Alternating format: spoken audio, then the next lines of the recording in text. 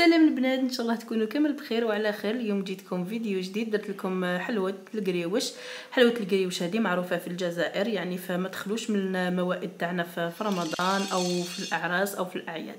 اذا باش ندير هاد القريوش لازمنا ملعقه صغيره تاع الملح او نصف ملعقه صغيره تاع الملح، وملعقه صغيره تاع الفانيلا، ونصف خميره، نصف كيس خميره كيميائيه. هنا عندي 500 غرام طحين، يعني رطل فرينه. في رطل فرينه نديرو نص ساشي تاع لا ليفور، نص مغرفه ملح، وملعقه صغيره تاع الفانيلا، ونديرو نصف حبه من البيض، يعني حبه بيض دربناها ودرنا نصها فقط. وعندنا نص كاس سمن دايب، يكون سمن عادي هو يمدنا البنه القريوش تاعنا. سمن انا استعملت مدينه، يعني في الجزائر عندنا سمن مدينه، هذا ما شاء الله عليه يخرجنا القريوش تاعنا فيه لذه. وانا القريوش هذا اللي راح نديرو باذن الله مرق، يجينا مرق من الداخل. هكذا نلم العجين ديالي، نبسس العجين ديالي، ثم نلمو بخليط من الماء والماء الزهر، يعني الماء والماء الزهر نديرو خليط. هكذا نرش ونلم العجينه ديالي حتى نتحصل على عجينه تكون ما تكونش يابسه وما تكونش طريه مرخوفه بزاف. هكذا لازم نحطها ترتاح على الاقل ساعه، انا خليتها ساعتين. ومن الاحسن نرونوا العجينه تاعنا في الليل، وفي النهار نطيبوها، يعني في النهار نخدموها.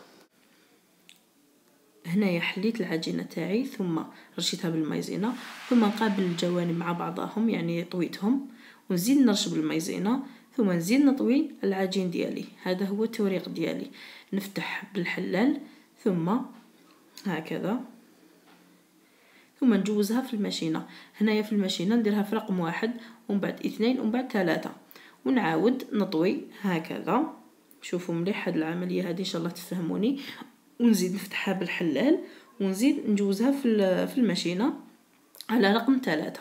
هنايا لازم نخلي هذاك قيس 1 سنتيمتر، والباقي نقلل، ندير حوالي 20 هكاك، 20 فتحه او كتر. الا قدرنا كتر نديرو كتر، يعني هنايا نديرو بيدينا، نقطعو مستطيل.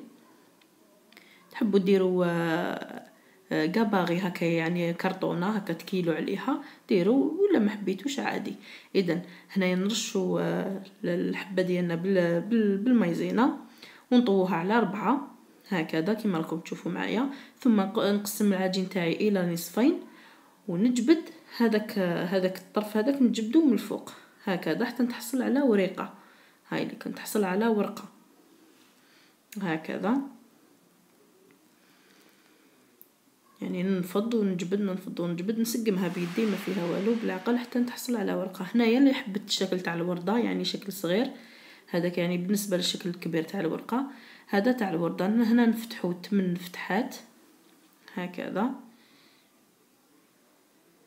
هنا عندي 8 فتحات، ثم ندخل يدي في جهه ونخرج في جهه هكذا، نرفد، ثم يقعدوا لي الجوانب نلصقهم مع بعضهم مليح. شوفوا انا كيفاش لصقتهم، شغل عاودت عجنتهم. شوفوا هكذا. اللي ما تقدرش هكا ولا خافتي تفتحوا لها، تغطسهم في بياض البيض يتواسوا، ومن بعد نعاودوا نخرجوهم من الوسط حتى نتحصلوا على ورده بهذا الشكل هذا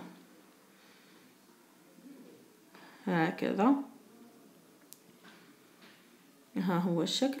اذا هنا راني نعاود لكم في حبه كبيره. شوفوا نلاقي، يعني نطوي على 2 ثم نزيد نطوي هكذا على 4 هكذا، ومن بعد نحكم مليح في الطرف هكا نعبز، وبعد نقسم العجينه تاعي الى نصفين هكذا، زعما نفرقهم هكذا على 2، ومن بعد هذاك النص اللي كنت شاده منه ندخلو ونخرجو. ها هو. نتمنى ان شاء الله يا ربي تكونوا فهمتوني مليح هكذا. هنايا اللي حبت تقطع وشفت زايد تقطع، يعني الا جاتك حبه كاين خارج منها شويه قطعيه ما فيها والو هكذا. دوك نوريكم كيفاش نتحصل على الشكل تاع الورقه. ثم نجبد هذاك اللي من تحت، ها هو نجبدو مليح، يعني نلايمو مع بعضاه ونقطعو بالجريوره تاعي. انا درت جريوره مشرشفه قطعت بها، يعني تمدنا شكل جميل. هكذا. يعني صدقوني هاد القريوش يجينا رائع. من الأحسن يعني وحدة دير وحدة إلا كنتو يعني في عائلة، ولا ما كنتوش في عائلة ديري بالعقل وقلي ما فيها والو. هاي لك هنا راهو يتقلى، لازم يكون الزيت يكون غزير، يعني في كاسرونة تكون غامقة ولا، وتقلوه. اذا تحصلوا على هذا الشكل هذا. انا درت له العسل والجلجلان ونتحصلوا على هذا الشكل. ان شاء الله ينال اعجابكم، حتى الذوق رائع. ما عندي ما نقول لكم، ما قعد لي في الاخر غير نقول لكم اشتركوا في القناه اذا مازال ما اشتركتوش، وديروا لي جيم. والسلام عليكم، الى الملتقى ان شاء الله يا رب.